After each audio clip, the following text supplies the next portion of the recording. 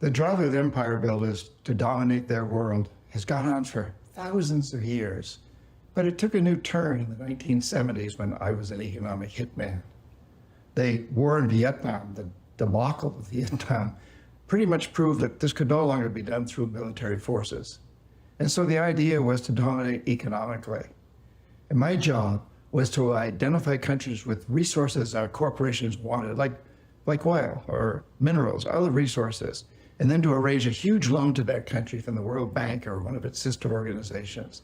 The money had to go to our own corporations to build big infrastructure projects in that country, like electric power systems and industrial parks, things that benefited a few wealthy families in those countries, as well as our own corporations that made big profits. But it put the countries into deep debt. And then we basically owned them. They became part of our empire. We could dictate to them at what prices they would sell the resources that our corporations wanted. We could tell them to vote with us at the United Nations against Cuba or something else and let us build a military base on their soil. We were extremely good at this. But now, along comes China.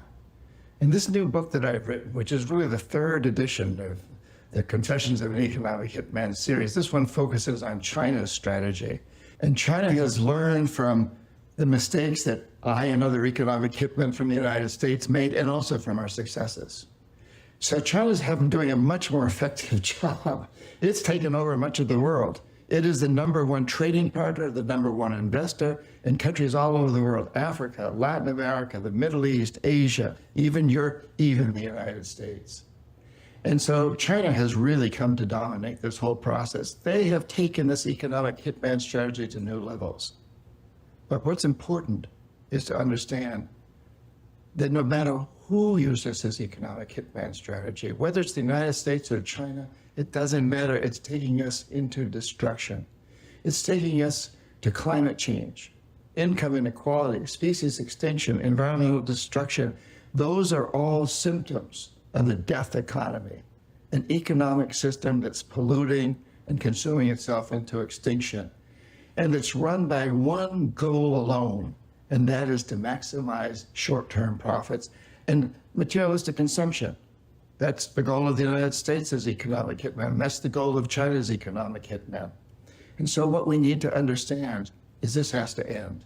We're headed toward the precipice as humans on this planet. We've got to turn this around. And China and the United States can disagree on everything else. We can disagree on everything else. It doesn't matter what it is. We can fault them for what they're doing in Taiwan and Hong Kong. They can fault us for what we're doing in Iraq and Afghanistan and on and on. But let's agree that we've got to end climate change. We've got to end species extinctions. We've got to end environmental destruction. We've got to transform the death economy to a life economy. And this is where I find my book, Confessions of an Economic Hitman, third edition, to be extremely important. It's the best book and the most important one I've ever written. I'm totally convinced of this because it outlines a plan for how we can transform the death economy to a life economy. And it actually talks about how each individual can do this. It sets up a whole process whereby every reader, you, all of you, every reader, can look at what do I most want to do for the rest of my life? What'll bring me the greatest satisfaction? And how do I do this in a way that participates in transforming the death economy to a life economy? We are at an incredible time in human history. I feel blessed. We all should feel blessed. You should feel blessed that you're alive at this time where we have these huge challenges, but also an incredible opportunity to redefine, to redirect what it means to be human beings, being on this planet, this incredibly beautiful planet that we're inheriting, and that we have a responsibility to pass on to future generations. We are at this incredible time in human history. Let's feel so blessed to be part of it. Thank you.